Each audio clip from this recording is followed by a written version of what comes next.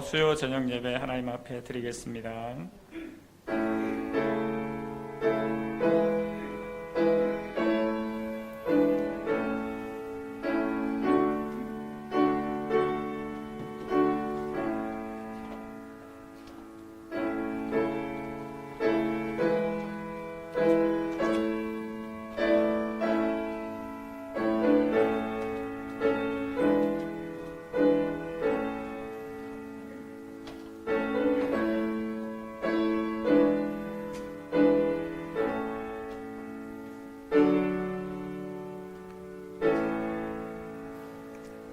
하나님 아버지 은혜를 감사합니다. 이 어려움의 시간 가운데도 우리를 불러주시고 하나님 앞에 나와 예배하게 하시니 감사합니다.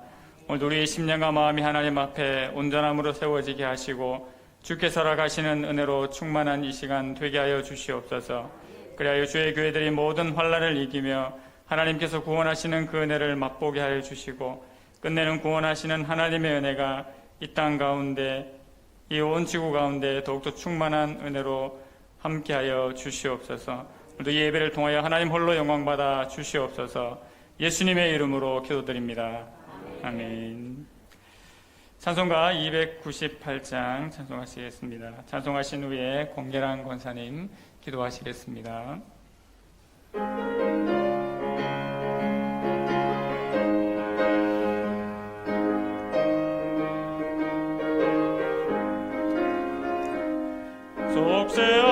속죄하신 그 새 주를 내가 찬송하리라. 내게 자유 주시려고 주가 고난 당했네.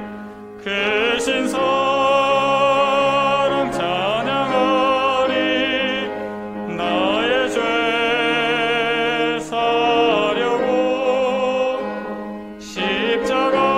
십자가에 죽임 당한 나의 주 찬양하리.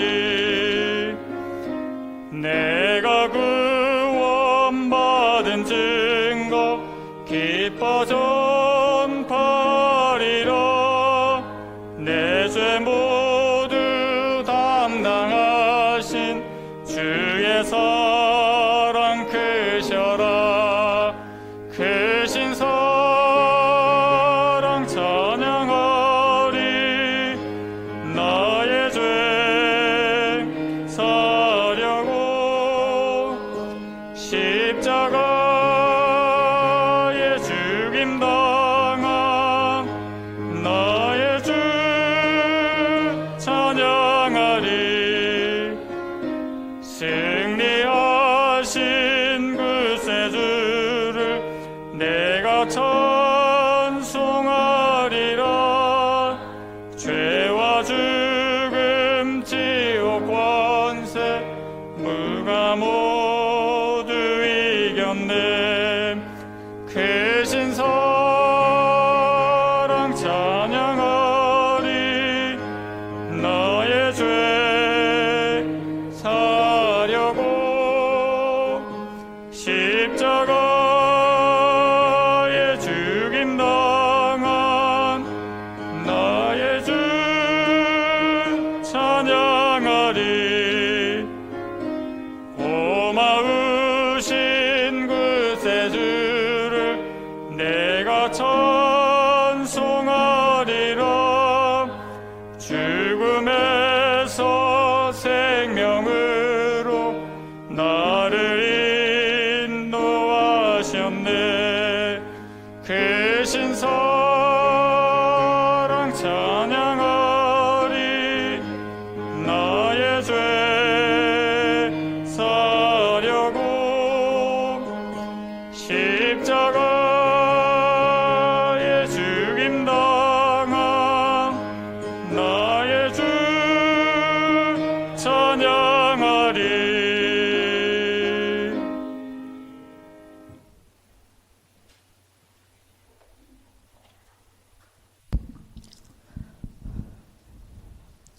우리의 산소망이 되시는 참 좋으신 하나님, 처음 겪는 수많은 상황으로 어려웠던 한 해가 저물어가는 이 시간, 한 해를 돌이켜보면 이 또한 우리를 인도하시고 사랑으로 품으신 하나님의 은혜였음을 감사드립니다. 강약길을 가는 동안 끊임없이 불평하고 원망하는 이스라엘 백성을 끝까지 안으사 가나안으로 이끄신 하나님, 갈수록 세상은 어둡고 힘이 들지만 애굽에 내린 어둠의 재앙이 고센 땅에는 침범치 못하고 이스라엘을 보호하신 것처럼 우리의 문화의 식구들을 안전하게 보호하여 주심도 감사드립니다.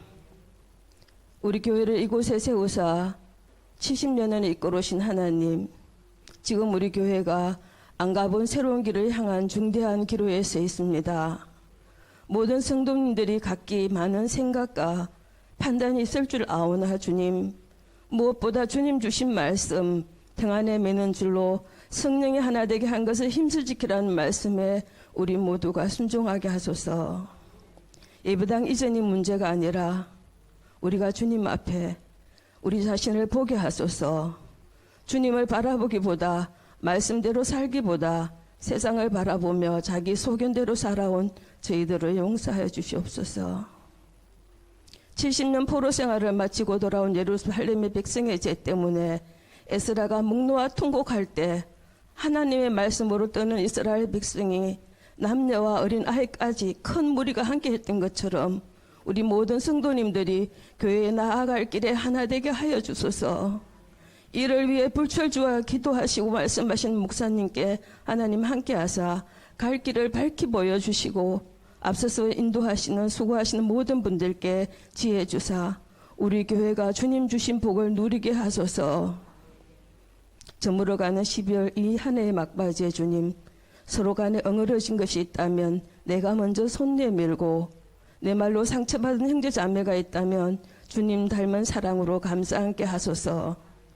우리 주님 십자가 사랑과 희생으로 막힌 담을 허시고 하나님과 화목하게 하신 것처럼 형제 자매의 모든 상처 성령님 만져주시고 우리 모든 문화의 가족들 더욱더 화목하게 하사 교회가 나라가 안팎으로 어려운 이 시대에 더욱 믿고 더욱 사랑하게 하여 주소서.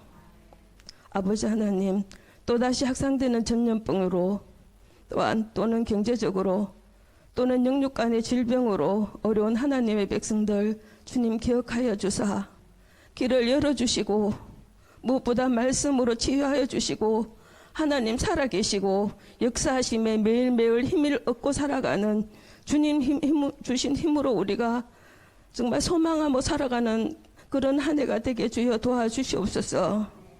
오늘 목사님을 통해 전해지는 말씀에 성령의 기름 부으심이 있기를 믿고 간구하며 이 모든 말씀 우리의 산 소망이 되시고 무엇보다 우리에게 가장 좋은 것을 주시는 우리 주 예수님 이름으로 기도드리옵나이다.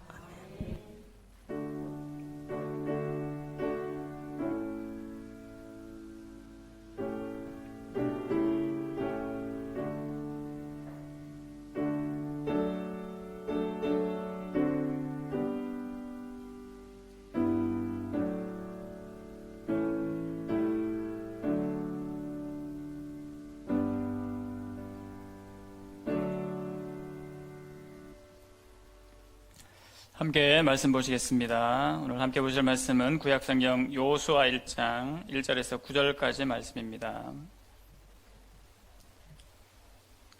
여호수아 1장 1절에서 9절까지 말씀, 구약성경 320면에 있습니다.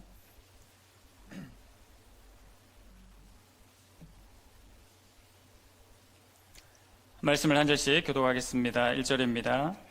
여호와의 종 모세가 죽은 후에 여호와께서 모세의 수종자 눈의 아들 여호수아에게 말씀하여 이르시되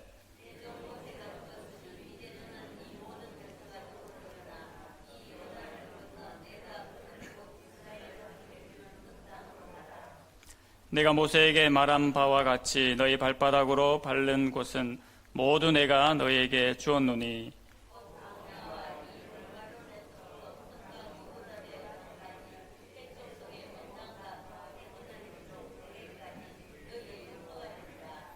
내 평생에 너를 능히 대적할 자가 없으리니 내가 모세와 함께 있었던 것 같이 너와 함께 있을 것임이니라.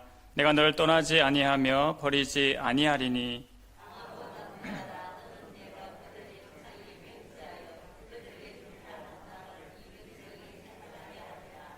오직 강하고 극히 담대하여 나의 종 모세가 내게 명령한 그 율법을 다 지켜 행하고 우로나 좌로나 치우치지 말라. 그리하면 어디로 가든지 형통하리니.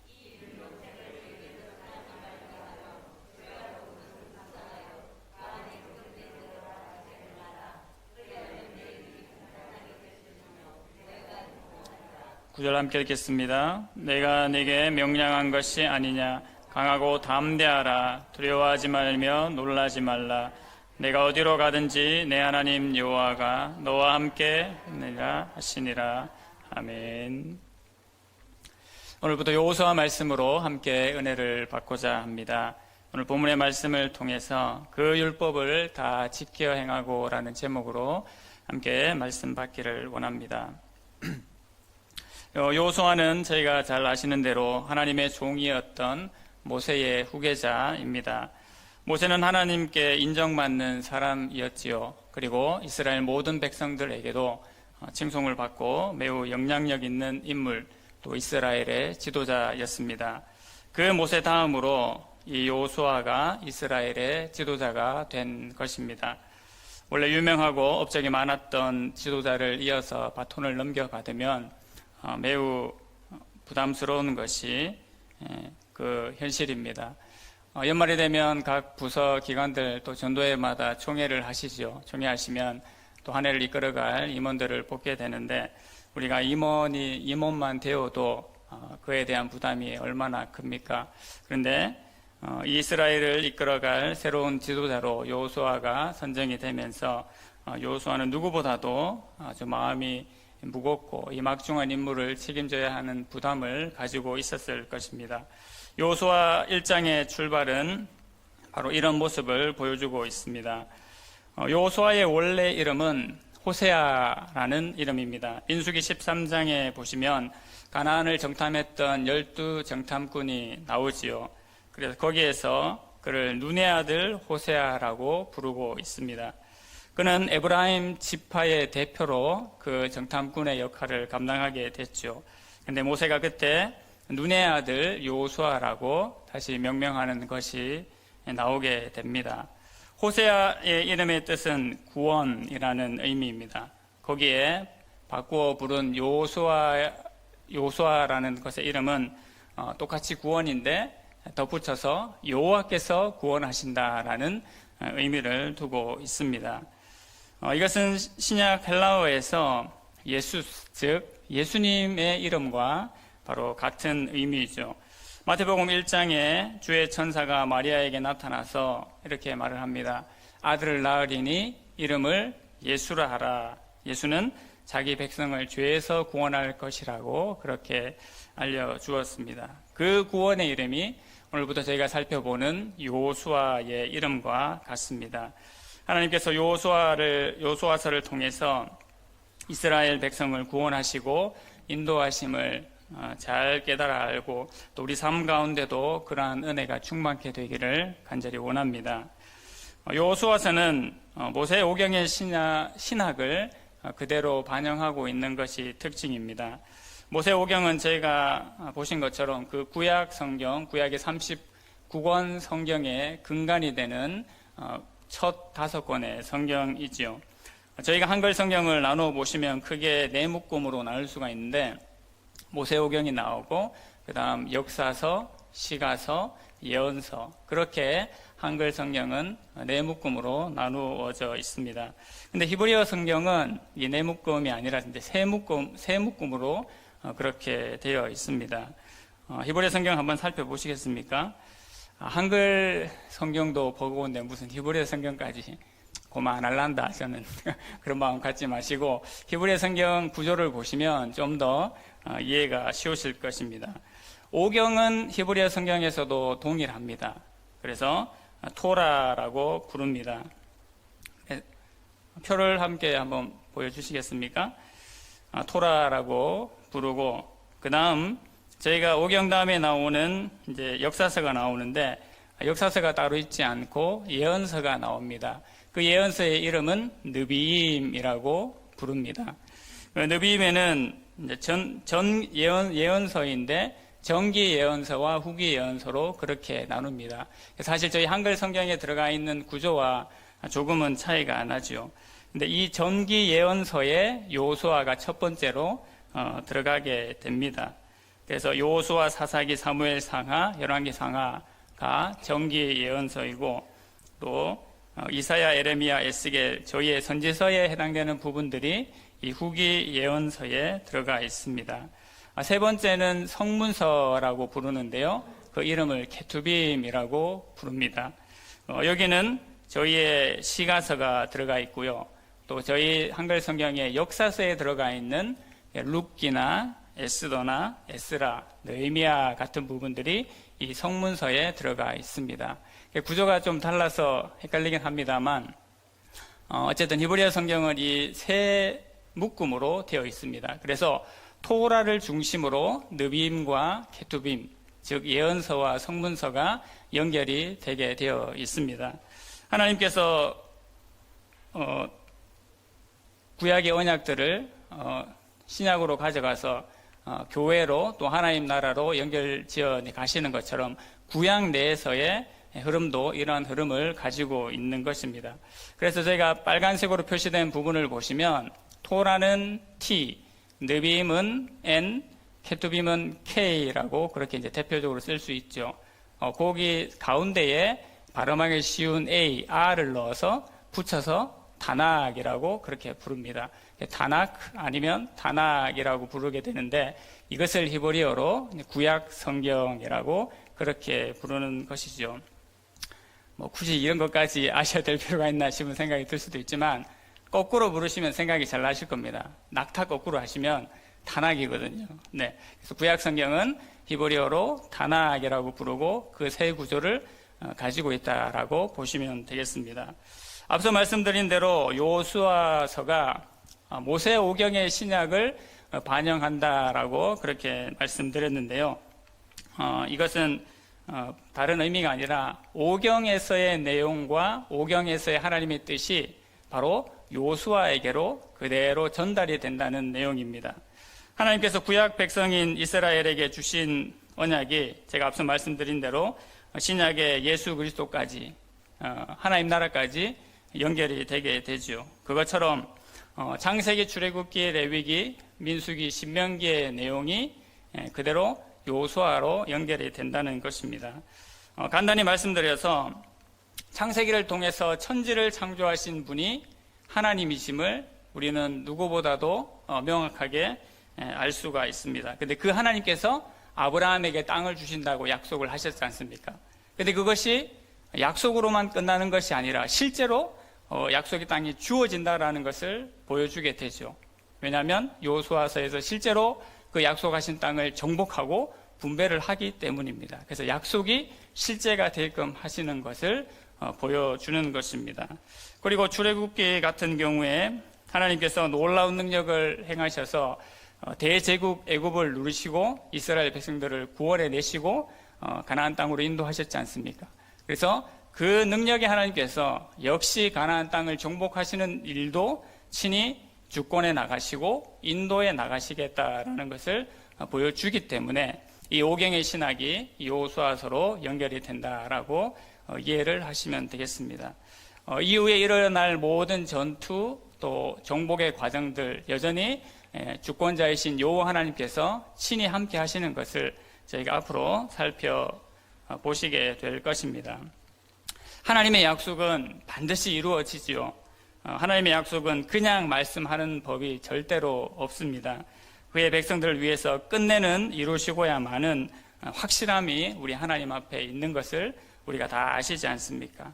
그러므로 언약 백성으로 살아가는 우리는 어떤 보장보다도 어떤 안위보다도 가장 확실한 것을 부여받은 존재들임을 우리가 다시 한번 기억해야 될 것입니다. 또한 여호수아서에서는 하나님께서 오경해 주신 메시지처럼 하나님께서 우리에게 진정한 안식을 주시는 분이시다. 그리고 여호와께서 친히 우리를 위하여 싸우시는 분이심을 여호수아서 전체를 통해서 잘 보여주고 있습니다. 이제 그 하나님께서 이제 가나안 입성을 앞두고 있는 모세의 후계자 여호수아에게 말씀을 하십니다.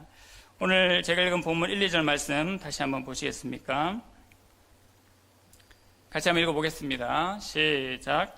여호와의 종 모세가 죽은 후에 여호와께서 모세의 수종자 눈의 아들 여호수아에게 말씀하여 이르시되 내 종 모세가 죽었으니 이제 너는 이 모든 백성과 더불어 일어나 이 요단을 건너 내가 그들 곧 손에게 주는 그 땅으로 가라. 아멘.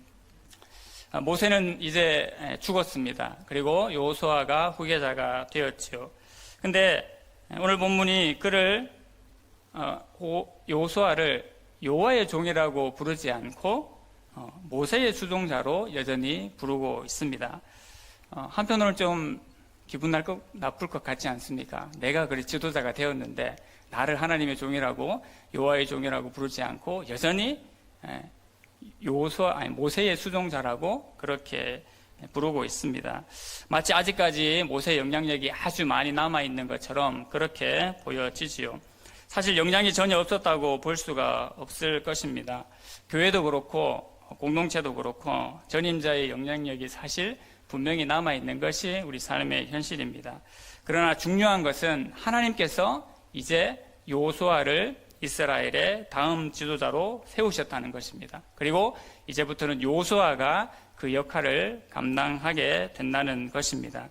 하나님께서 여호수아에게 이 직분을 주시면서 또 여호수아에게 같은 권위도 허락해 주셨음을 우리는 보게 됩니다. 여호수아 4장 14절 말씀에 이렇게 말씀합니다. 그날에 여호와께서 모든 이스라엘의 목전에서 여호수아를 크게 하심에 그가 생존한 날 동안에 백성이 그를 두려워하기를 모세를 두려워하던 것 같이 하였더라. 이렇게 말씀하고 있죠. 처음의 시작은 비록 모세의 수종자라고 그렇게 이름하고 있지만 하나님께서 위대한 지도자였던 모세의 뒤를 이어서 부족함이 없이 여호수아가 사명을 감당할 수 있도록 모든 백성들을 바로 여호수아에게 붙여주셨죠. 여호수아에게 여전히 모세와 같은 은혜와 권위를 허락하셨다는 말씀입니다. 그래서 여호수아 후반부에 가면 결국 여호수아도 모세처럼 여호와의 종으로 그렇게 불립니다. 여호수아 24장 29절을 보시면 이 일 후에 여호와의 종 눈의 아들 여호수아가 라고 그렇게 말씀하고 있습니다. 하나님께서 모세를 온전히 수종 들었던 여호수아를 결국 좋은 지도자가 되게 하셨습니다. 그래서 좋은 지도자가 되기 이전에 일단 좋은 수종자, 잘 따르고 섬기는 사람이 되는 것이 마땅합니다. 하루아침에 갑작스럽게 좋은 지도자로 세워지는 법은 절대로 없습니다. 모든 훈련의 과정과 하나님께서 연단하시는 과정을 거치시고 난 다음에 바로 하나님께서 적절한 시기에 하나님의 지도자로 세우게 되는 것이죠. 하나님께서 모세에게 말씀하셨던 것을 오늘 본문에서 다시금 여호수아에게도 상기시키십니다. 이것은 오경을 근거로 말을 하고 있는데요. 바로 모세에게 말씀하시는 것이 오늘 저희가 본문으로 읽었던 것처럼 너희 발바닥으로 밟는 모든 곳을 바로 너희 백성에게 줄 것이다 라고 말씀을 하십니다. 4절 말씀을 한번 보시겠습니까? 땅의 경계를 알려주고 있는데요. 곧 광야와 이 레바논에서부터 또 큰 강 곧 유브라데 강까지 해쪽 속의 온 땅과 또 해지는 쪽 대해까지 너희의 영토가 되리라고 말씀을 하십니다. 동서남북 땅의 경계를 보여주고 있는데요. 광야는 남쪽을 의미합니다. 시내 광야 쪽을 말하고요. 북쪽의 경계가 레바논입니다. 서쪽의 경계는 지중해 대해가 되겠고 동쪽의 경계가 유브라데 강이라고 그렇게 얘기를 하지요. 동쪽 정확히는 동북쪽쯤이 될 것 같습니다. 아무튼 이렇게 동서남북 경계를 하나님께서 정해주시면서 이 많은 땅을, 이 넓은 땅을 너희가 차지하게 될 것이다 라고 말씀을 하십니다. 그리고 가운데에 있는 헷 족속의 땅은 실제 이스라엘 백성들이 차지하게 될 가나안 땅을 의미하고 있습니다. 이것은 실제로 이스라엘 백성들이 차지했던 실제 영역보다 훨씬 더 큰 영역입니다. 그죠? 실제로 경상도 지방을 차지했다라고 하면 하나님께서 약속하신 땅의 사이즈는 이 남북을 통틀어 일컬을 만한 그런 땅의 경계를 보여주고 계십니다. 하나님께서 왜 이렇게 말씀하셨겠습니까? 실제는 그게 아니었는데 왜 하나님께서 마치 부풀리듯이 그렇게 얘기를 하셨겠습니까? 이것은 하나님 나라의 백성들이 받는 복이 얼마나 무궁무궁한지를 바로 이 말씀을 통해서 보여주고 계시는 것입니다. 우리가 말씀을 통해서 늘 듣게 되지요. 우리 모두는 이미 하나님으로부터 모든 복을 다 부여받은 존재라고 말씀을 들었지 않습니까? 이거와 마찬가지입니다.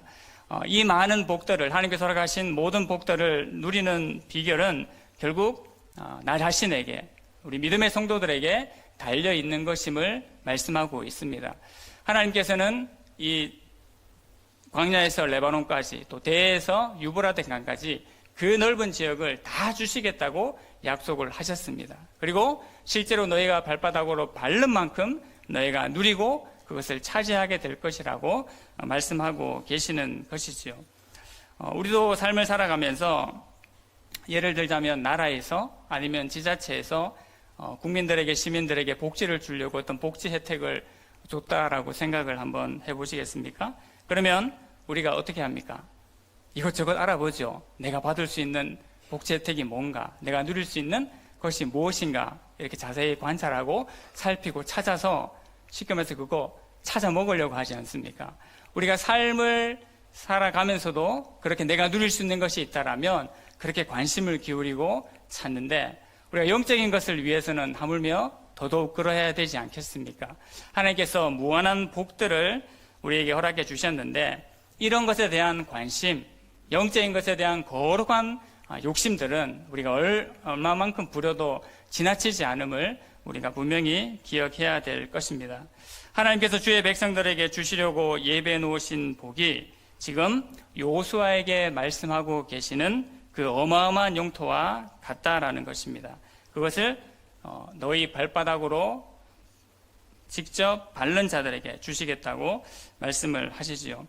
하나님께서 여호수아에게 이것을 말씀을 하시면서 약속과 명령을 반복해서 보여주고 계시는데요. 그것이 3절부터 9절까지 저희가 읽은 내용입니다. 3절, 4절, 5절 같은 경우에는 하나님께서 이렇게 주시겠다라는 약속으로 나와 있습니다. 어떤 내용입니까? 너희의 영토가 여기까지 되게 하겠다. 제가 경계를 보셨죠? 그 다음 평생에 너를 대적할 자가 없고 모세와 함께 있었던 것처럼 나도 여호수아 너와 함께 하겠다라는 약속을 주고 계십니다. 그러면서 하나님께서 동시에 또 명령도 하십니다. 약속을 줄 뿐만 아니라 내가 이런 약속을 하니까 너는 이러이러한 것을 반드시 지켜라, 반드시 행하라 라고 명령을 하십니다. 우리가 여호수아 1장 볼 때마다 잘 알고 계시는 내용이 뭡니까? 딱 생각나는 말씀이 강하고 담대하라라는 그 말씀을 우리가 가장 잘 기억을 하고 있습니다. 강하고 담대하라라는 말씀하시는 것이 무엇을 믿고 그렇게 강하고 담대하라고 하는 것인지 우리가 분명히 생각해 볼 필요가 있습니다. 그것은 바로 하나님께서 약속하신 그 말씀, 모세를 통해서 일러주셨던 지금까지의 그 오경의 말씀을 바로 믿고 강하고 담대하라고 하시는 것입니다.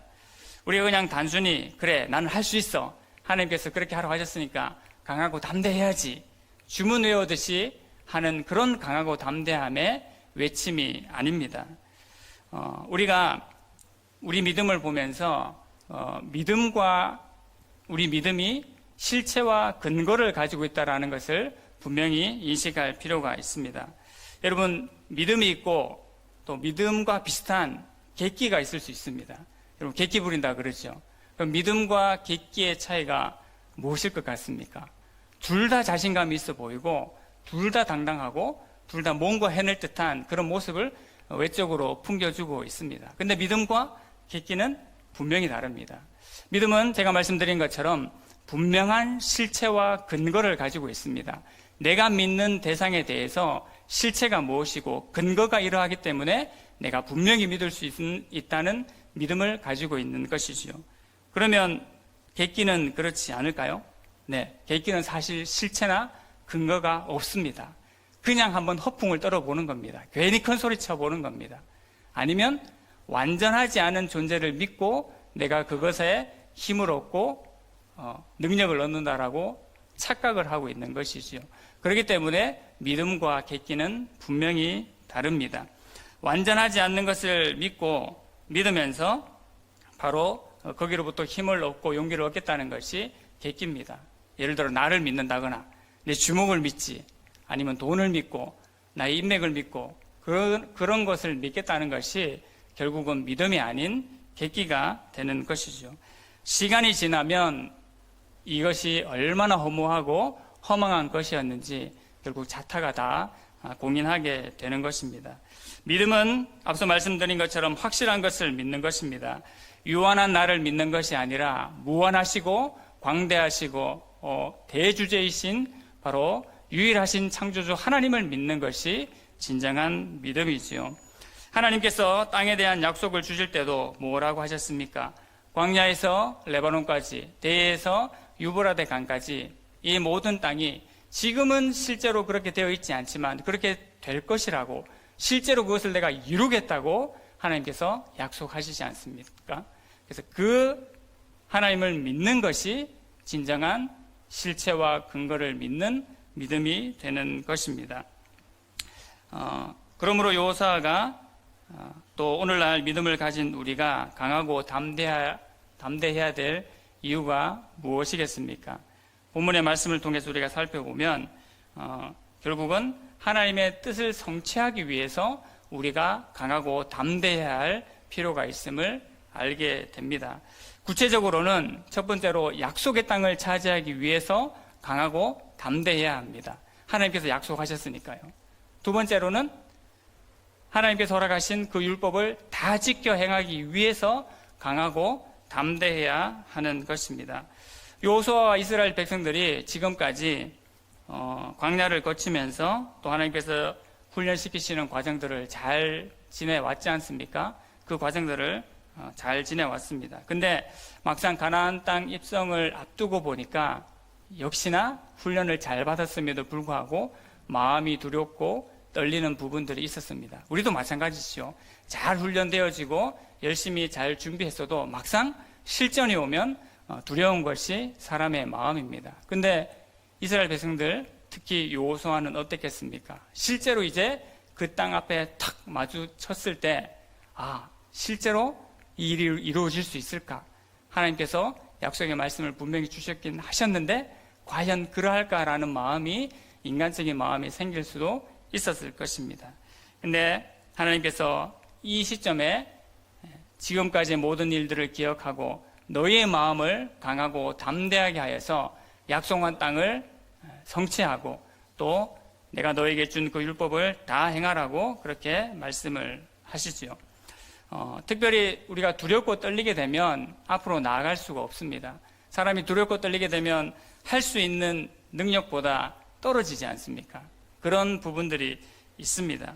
그래서 말씀이 믿어지지 않고 흔들릴 수 있는 부분들을 생각하시면서 하나님께서 오히려 두렵고 떨지 말고 강하고 담대하여서 이 말씀을 잘 지켜 행할 수 있기를 강조하고 계시는 것입니다. 6절부터 9절까지 하나님께서 여호수아에게 말씀하시면서 역시 명령과 약속을 주시는데요. 강하고 담대하라라는 표현이 3번 연속해서 나오게 됩니다. 7절 말씀 같이 한번 읽어보시겠습니까? 오직 강하고 극히 담대하여 나의 종 모세가 내게 명령한 그 율법을 다 지켜 행하고 우로나 좌로나 치우치지 말라. 그리하면 어디로 가든지 형통하리니. 아멘. 약속한 땅을 점령하기 위해서 또 율법을 다 지켜 행하기 위해서 앞길의 형통함을 위해서 분명히 강하고 담대해져야 합니다. 특별히 하나님께서 율법을 지켜 행하고 흔들리지 않기를 바라는 마음으로 7절에서는 더 강조해서 말씀을 하고 계십니다. 수식어가 더 붙어 있죠. 단순히 강하고 담대하라가 아니라 거기에 오직 강하고 극히 담대하여라고 더 강조하고 계십니다. 하나님께서 다른 것도 중요하지만 특별히 율법을 지켜 행하는 것, 하나님의 말씀을 지키는 것에 대해서는 더 마음을 크게 가지고 분명히 마음을 단디 먹을 것을 그렇게 말씀하고 계시는 것입니다. 영어 표현도 그렇고요. 실제 원어 표현도 그렇고 이것을 아주 강조하고 있는 부분들입니다. 특히 7절과 8절을 통해서 이 율법을 지켜 행하는 것이 얼마나 중요한지를 또 길게 설명을 하고 있습니다. 좌로나 우로나 치우치지 말고 또 내 입에서 떠나지 말게 하고 주야로 묵상하면서 그 안에 기록된 것을 다 지켜 행하라고 요수아에게 말씀하고 있습니다. 그러니까 말씀을 지켜 행하는 것이 다라고 해도 과언이 아닙니다.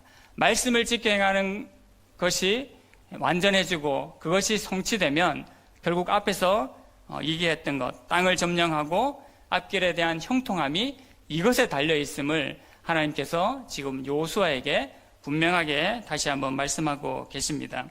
지금 요수아와 출애굽 2세대가 2세대인 이스라엘 백성들이 한 번도 가보지 않은 그 길을 지금 가야 되지 않습니까? 우리도 마찬가지입니다. 코로나 시대 한 번도 가보지 않았지 않습니까? 한 번도 가보지 않은 그 길을 가야 합니다. 그리고 우리 교회가 놓여진 현실 가운데서 한 번도 가보지 않은 그 길을 역시나 가야 합니다.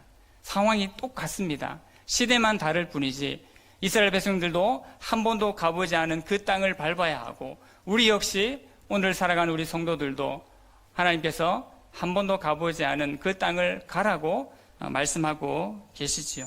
근데 여러 가지 생각들과 마음이 우리 가운데 있을 수 있지만 결국은 하나님께서 허락하신 율법을 여전히 다 지켜 행하는 것만이 우리가 그 가보지 않은 길을 갈 수 있고 능히 지나갈 수 있는 비결이 됨을 오늘 말씀을 통해서 우리에게 알려주고 계십니다. 그러니까 이 일에 우리가 최선을 다해야 하고 이 일에 승부를 거는 것이 믿음의 성도로 또 온전한 하나님의 교회로 살아가는 길임을 우리에게 말씀하고 계십니다. 그러할 때에 우리의 길이 하나님 앞에 참으로 형통할 수 있음을 오늘 말씀을 통해서 다시 한번 보여주시지요. 1절부터 9절까지는 하나님께서 요수아에게 말씀하신 그 명령이라면 이제 그 말씀을 받은 요수아가 10절부터 마지막 18절까지 다시 백성의 관리들에게 백성들에게 명령하는 내용입니다. 11절 말씀 한번 보시겠습니까?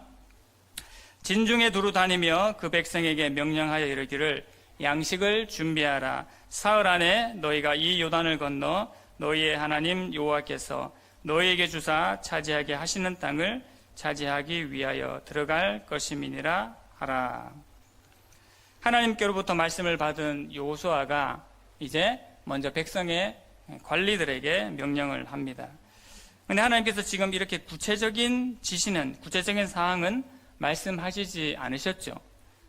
요수아는 하나님께서 가나안 땅에 대한 그 약속하신 것을 믿고 지금 이렇게 구체적인 지시를 하는 겁니다.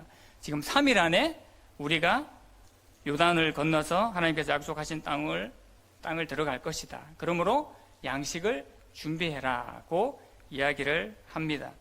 요수아가 어떤 믿음이 있었기 때문에, 어떤 것 때문에 이렇게 감히 얘기할 수 있었겠습니까? 하나님께서 이런 구체적인 지시를 주지 않았음에도 불구하고요. 결국은 하나님께서 주시는 그 말씀에 대한 확신이 있었기 때문에 이런 구체적인 지시를 하고 있는 것입니다. 가나안 정복에 대한 확신의 마음이 있었기 때문에 이런 실제적인 명령을 내릴 수가 있는 것입니다. 요수아는 전투로 보자면 야전 사령관입니다. 여러분, 야전 사령관이 실제로 전투를 벌일 때에 무엇을 따져봐야 합니까? 우리 아군의 상태, 적군의 상태를 면밀하게 따져보고 그 땅을 들어갈 것인지 그 땅을 침투할 것인지 판단을 합니다. 근데 요수아는 지금 명확하게 판단했었습니다. 무엇 때문에요? 하나님께서 허락하신, 하나님께 주신 그 말씀을 명확하게 믿었기 때문에 세부적인 지시사항들을 명령할 수가 있었던 것입니다.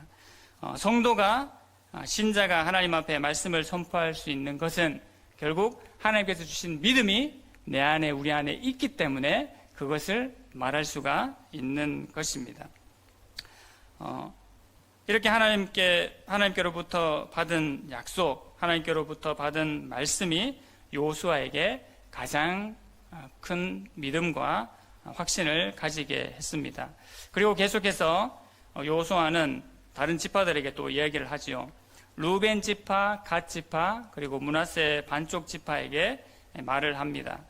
이 지파들은 저희가 아시다시피 요단 동편에 이미 땅을 분배받은 자들이었습니다. 그래서 지금 요단을 건너 가나안 땅에 들어가려는 백성들보다는 관심이 좀 떨어질 수가 있을 것입니다. 왜냐하면 지금 요단을 건너기 전에 이미 땅을 분배받았고 자신의 가축들 또 자녀들이 그곳에 정착하고 있다고 그렇게 얘기를 했습니다. 그래서 모세가 14절 15절에 이렇게 얘기를 합니다. 너희의 처자와 가축은 모세가 너희에게 준 요단 이쪽 땅에 머무르려니와 너희 모든 용사들은 무장하고 너희의 형제보다 앞서 건너가서 그들을 돕되 여호와께서 너희를 안식하게 하신 것 같이 너희의 형제도 안식하며 그들도 너희의 하나님 여호와께서 주시는 그 땅을 차지하기까지 하라. 그리고 너희는 너희 소유지 곧 여호와의 종 모세가 너희에게 준 요단 이쪽 해 돋는 곳으로 돌아와서 그것을 차지할지니라고 이야기합니다. 가나안 전투를 수행함에 있어서 땅을 먼저 분배받은 이 루벤, 갓, 므낫세 반쪽 지파가 제일 먼저 선봉에 서서 적극적으로 이 전투를 수행할 것을 여호수아가 주문하고 있는 것이지요. 너희들이 안식을 얻은 것처럼 나머지 너희 형제들도 안식을 얻을 수 있도록, 그리고 하나님께서 이 요단을 건너서 차지하게 될 그 땅을 다 차지하기까지 이 전투를 수행할 것을 요구하고 있습니다. 이러한 여호수아의 명령에 대해서 이 지파들과 그리고 모든 이스라엘 지파들이 어떻게 반응하고 있습니까? 그것이 바로 16절의 말씀입니다. 그들이 여호수아에게 대답하여 이르되 당신이 우리에게 명령하신 것은 우리가 다 행할 것이요 당신이 우리를 보내시는 곳에는 우리가 가리이다. 아멘. 이렇게 반응을 하고 있습니다. 그러니까 모든 백성들이 지금 이 여호수아의 말에 적극적으로 동의하고 적극적으로 순종할 것을 그렇게 당당히 이야기를 하고 있습니다. 특별히 어떻게 하냐?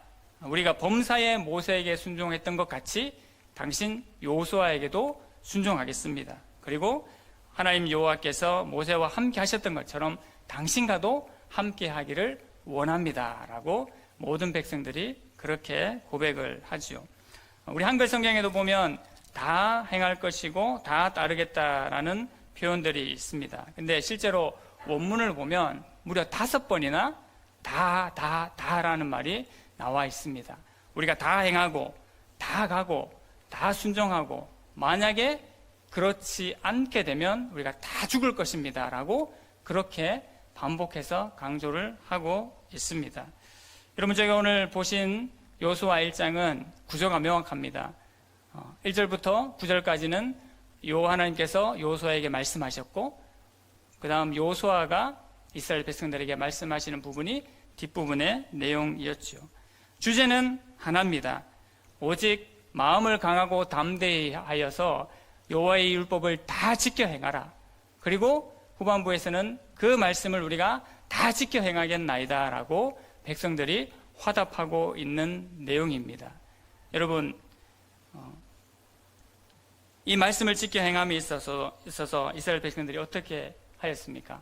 만약 당신의 명령을 거역하면 우리가 죽는다고 해도 할 말이 없습니다 라고 할 만큼 이렇게 말씀을 지키겠다고 이야기를 하고 있습니다. 출애굽 1세대가 많은 기적을 경험한 기적의 세대라면 지금 가나안 입성을 앞두고 있는 출애굽 2세대는 어떤 세대겠습니까? 바로 말씀의 세대입니다. 그동안 많은 훈련을 받고 하나님 앞에 연단을 받아서 하나님의 말씀이라면 무조건 순종하겠습니다 라고 이야기를 하고 있습니다.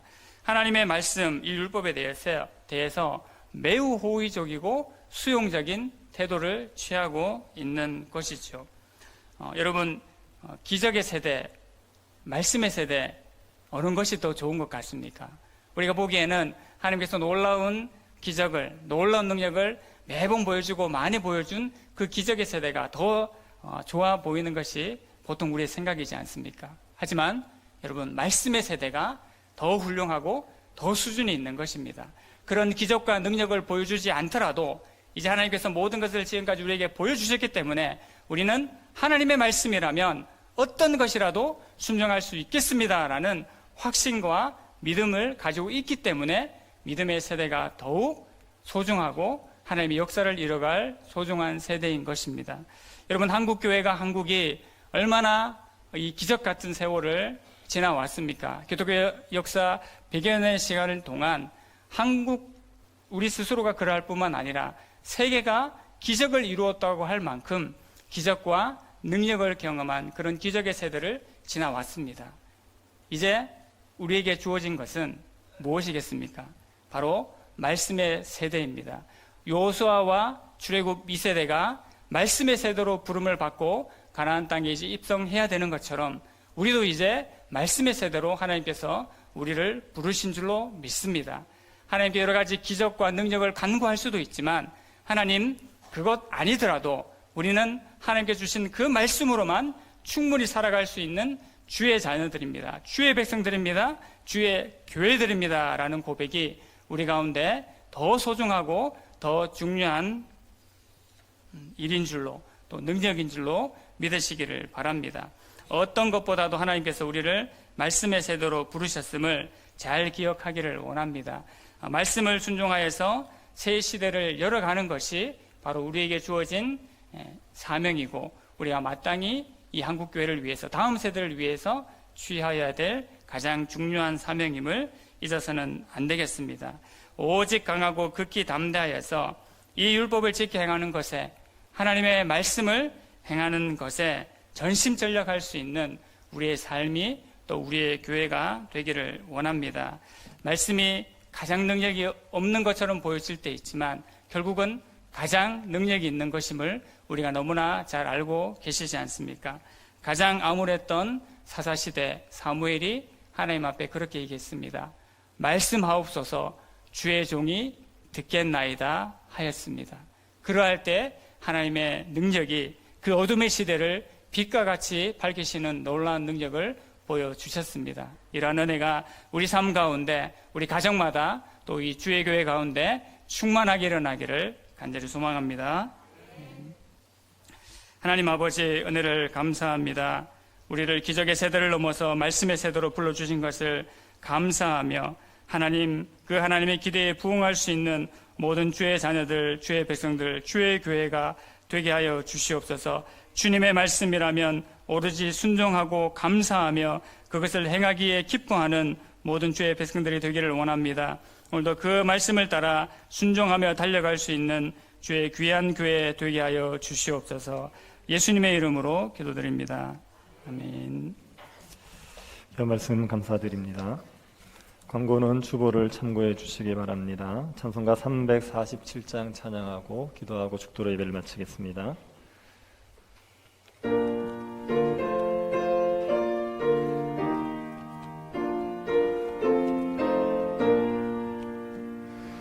허락하신 새 땅에 들어가려면 마음의 준비 다하여 힘써 일하세. 여호수아 본받아 앞으로 가세. 우리 거할 처소는 주님 품일세. 시험할 난 당해도 낙심 말고서 맘에 거 걱정 버리고 힘써 일하세. 여호수아 본받아 앞으로 가세. 우리 걸쳐서는 주님 품일세. 앞서 가신 예수님 바라보면서 모두 마음을 아파여 힘써 일하세. 여호수아 본받아 앞으로 가세. 우리 걸쳐서는 주님 품일세. 일할 곳이 아직도 많이 있으니 담대하게 나가서 힘써 일하세. 여호수아 본받아 앞으로 가세. 우리 거쳐서는 주님 품일세. 몇 가지의 기도 제목 가지고 같이 기도하도록 하겠습니다. 하나님께서 우리 신자들에게 약속해 주신 복, 교회에 약속해 주신 복이 우리가 평생을 누려도 다 누리지 못할 만큼 풍성합니다. 우리에게 무엇을 약속해 주셨는지를 우리가 명확하게 알고 하나님을 전적으로 의지하고 말씀을 주야로 묵상함으로 말미암아 우리에게 주신 복들 마음껏 누리며 살아갈 수 있게 해달라고 기도합시다. 우리 개인적으로도 거룩한 삶을 이루어서 하나님 주신 복들을 풍성히 누리고 교회도 주의 말씀을 주야로 묵상함으로 말미암아 교회의 충만함을 마음껏 누릴 수 있도록 은혜 베풀어 달라고 기도합시다. 코로나 확산을 막아주시도록 하나님께서 이 땅을 긍휼히 여겨주셔서 이 땅이 이 재앙을 감당할 능력이 없사오니 주님 불쌍히 여기셔서 이 확산들을 막아주시고 이 재앙에서 건져주시기를 간구합시다. 성탄절과 성고영신 예배 우리가 함께 드릴 수 있도록 주님께서 은혜 베풀어 주시기를 기도해 주시고 예배당 이전의 문제를 선하게 이끌어 주셔서 교회가 충만해지는 기회가 되게 하여 주시기를 기도해 주십시오. 성도들의 믿음과 건강과 가정과 직장을 주께서 지켜주시도록 같이 한번 기도하도록 하겠습니다. 하나님 아버지, 저희들에게 허락하여 주신 하나님의 나라의 복들, 주님께서 우리에게 주신 하나님의 복들이 얼마나 풍성한지 저희들이 잊어버리지 않게 하여 주십시오. 주의 은혜로 말미암아 저희들이 주어진 복들을 마음껏 누리며 살아갈 수 있도록 저희들에게 은혜를 내리워 주시기를 원하옵나이다. 하나님 아버지의 성령이 우리에게 역사하셔서 우리에게 믿음을 허락하여 주시고 주님 우리와 함께 하셔서 우리에게 약속하신 것들 마음껏 주실 줄을 저희들이 믿게 하여 주시옵소서. 하나님 주야로 말씀을 묵상하게 하십시오. 진리의 말씀을 주야로 말씀으로 묵상하게 하여 주셔서 말씀으로 말미암아 우리에게 약속된 것들을 누리며 살아갈 수 있는 주의 거룩한 백성들이 되게 하여 주시옵소서. 교회 가운데 허락하여 주신 하나님의 충만한 은혜가 있음을 믿습니다. 교회 가운데 허락되어 주신 놀라운 복들이 있음을 믿습니다. 하나님 아버지, 온 교회가 주의 말씀을 붙들고 여호와만을 의지하게 하여 주셔서 교회의 충만함을 저희들이 마음껏 누려갈 수 있도록 허락하여 주시옵소서. 하나님 아버지, 약속된 땅들을 차지하고 하나님의 영광을 드러내며 하나님의 나라의 복들을 온 땅에 선포할 수 있는 교회가 될 수 있도록 저희들에게 은혜를 내리워 주시옵소서. 온 성도들의 마음을 같이 하기를 원합니다. 하나님 아버지, 한 마음이 되어서 우리가 누리고 있는 안식을 다른 형제들도 누리게 하기 위해서 우리의 삶, 수고와 섬김의 삶들을 살아갈 수 있도록 주님께서 우리에게 은혜를 내리워 주시옵소서. 코로나 확산을 막아주시기를 원합니다. 이 땅을 불쌍히 여겨 주시옵소서. 하나님 아버지, 이 땅이 미약하여 주의 이 재앙들을 감당할 능력이 없습니다. 하나님 아버지여, 주께서 이 땅을 불쌍히 여겨주시고 은혜 가운데서 재앙이 그쳐질 수 있게 하여 주시옵소서. 코로나 역사를 막아주시기를 원합니다. 하나님 아버지, 은혜로 말미암아 안정되는 역사들이 주님의 손 안에서 일어나게 하여 주시기를 원하옵나이다. 다시 하나님의 은혜 가운데서 저희들이 예배를 지켜갈 수 있게 하여 주시옵소서. 하나님, 이 땅 곳곳에 주님을 예배하는 백성들이 하나님 아버지 쉼없이 예배를 지켜야 할 수 있도록 주님께서 은혜를 내리워 주시옵소서. 하나님, 성탄절에 함께 모여 예배할 수 있도록 은혜를 주시고, 성구영신 예배도 저희들이 끝까지 하늘을 잘 마무리할 수 있도록 주님께서 은혜를 내리워 주시기를 원하옵나이다.